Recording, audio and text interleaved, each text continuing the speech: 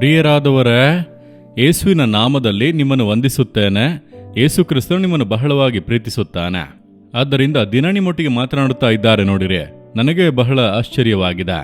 ದಿನ ನಿಮ್ಮನ್ನು ಧೈರ್ಯಪಡಿಸುತ್ತಾರೆ, ವಾಗ್ದಾನ ಕೊಡುತ್ತಾರೆ, ಸಂತೈಸುತ್ತಾರೆ, ಬಲಪಡಿಸುತ್ತಾರೆ, ಸೌಖ್ಯ ಕೊಡುತ್ತಾರೆ, ಮಾತು ಕೊಡುತ್ತಾರೆ, ಆಲೋಚನೆ ಕೊಡುತ್ತಾರೆ. ಯಾಕಂದರೆ ನಿಮ್ಮ ಮೇಲೆ ಆತನಿಗೆ ಬಹಳ ಪ್ರೀತಿ. ನೋಡಿರಿ, ಈ ಸ್ಥಳ ಬಹಳ ಸುಂದರವಾಗಿದೆ ಅಲ್ಲ? ಸ್ವೀಡನ್ ದೇಶದಲ್ಲಿ ಇರುವಂಥ ಒಂದು ಪ್ರದೇಶ ಇದು. ಈ ಪ್ರಕೃತಿ ಸೌಂದರ್ಯದ ಮಧ್ಯದಲ್ಲಿ ನಿಂತುಕೊಂಡು ನಿಮ್ಮೊಟ್ಟಿಗೆ ಮಾತನಾಡುತ್ತಿದ್ದೇನೆ. ಈಗ ಹಾದು ಬಂದಂಥ ಮಾರ್ಗ, ಅದರ ಕುರಿತಾಗಿ ಒಬ್ಬ ಭಕ್ತನು ಹೇಳುತ್ತಾನೆ ನೋಡಿರಿ. ಕೀರ್ತನೆಗಳು 66 12ನೇ ವಾಕ್ಯದಲ್ಲಿ, ನಾವು ಬೆಂಕಿಯನ್ನು ನೀರನ್ನು ದಾಟಬೇಕಾಯಿತು, ಆದರೂ ಸುಸ್ಥಿತಿಗೆ ನಮ್ಮನ್ನು ಪಾರುಗಾಣಿಸಿದ್ದೀ. ಬೆಂಕಿಯನ್ನು ನೀರನ್ನು ನಾವು ದಾಟಿ ಬಂದೆವು. ಬೆಂಕಿ ಅದು ಶೋಧನೆ ಅಥವಾ ಆಪತ್ತನ್ನು ಸೂಚಿಸುವಂಥದ್ದು.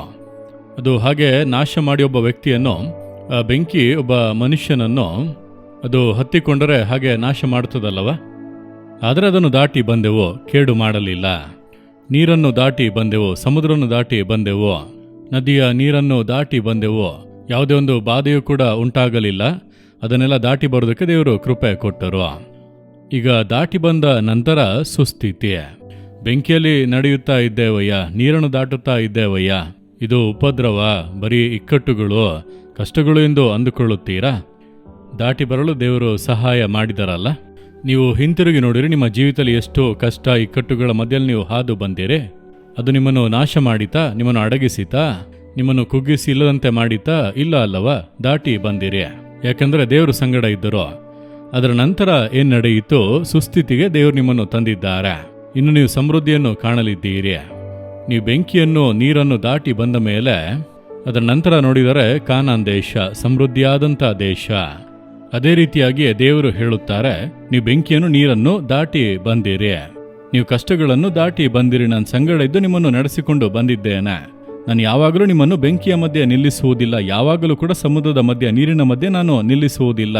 ಅದು ಹಾದು ಹೋಗುವಂಥ ಮಾರ್ಗ ಅಷ್ಟೇ. ಸುಸ್ಥಿತಿಯ ದಿನಗಳು, ಅದುವೇ ನಾನು ನಿಮಗಾಗಿ ಇಟ್ಟಿರುವಂಥ ಆಶೀರ್ವಾದ. ಇನ್ನು ನಿಮ್ಮ ಜೀವಿತದಲ್ಲಿ ಸಮೃದ್ಧಿ ಉಂಟಾಗಲಿದೆ, ಸಮೃದ್ಧಿಯ ಸುಸ್ಥಿತಿಗೆ ಬರಲಿದೆ. ಎಷ್ಟು ಸಂತೋಷ ಅಲ್ಲವ?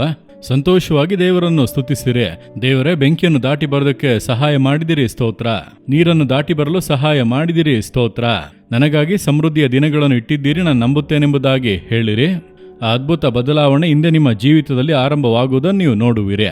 ಹೇಳುವಿರಾ, ದೇವರೇ, ನಾವು ಬೆಂಕಿಯನ್ನು ದಾಟಿ ಬಂದೆವು, ನೀರನ್ನು ದಾಟಿ ಬಂದೆವು, ನೀವು ಸಹಾಯ ಮಾಡಿದಿರಿ, ಸಂಗಡ ಇದ್ದೀರಿ, ಸುಸ್ಥಿತಿಗೆ ನಮ್ಮನ್ನು ಪಾರು ಮಾಡಿದ್ದೀರಿ. ಇನ್ನು ಮೇಲುಗಳನ್ನು, ಸಮೃದ್ಧಿಯನ್ನು, ಆಶೀರ್ವಾದಗಳನ್ನು ಕಾಣಲಿದ್ದೇನೆ. ಹಿಂದೆ ಈ ದಿನವೇ ನಾನದನ್ನು ಕಾಣಲಿದ್ದೇನೆ, ನಾನು ನಂಬುತ್ತೇನೆ. ಯೇಸುವಿನ ನಾಮದಲ್ಲಿ amen, amen. Jesus redeem Kannada YouTube channel ಅನ್ನು ಸಬ್ಸ್ಕ್ರೈಬ್ ಮಾಡಿ. ಸಬ್ಸ್ಕ್ರೈಬ್ ಬಟನ್ ಕ್ಲಿಕ್ ಮಾಡಿ ಮತ್ತು ಬೆಲ್ ಬಟನ್ ಒತ್ತಿ.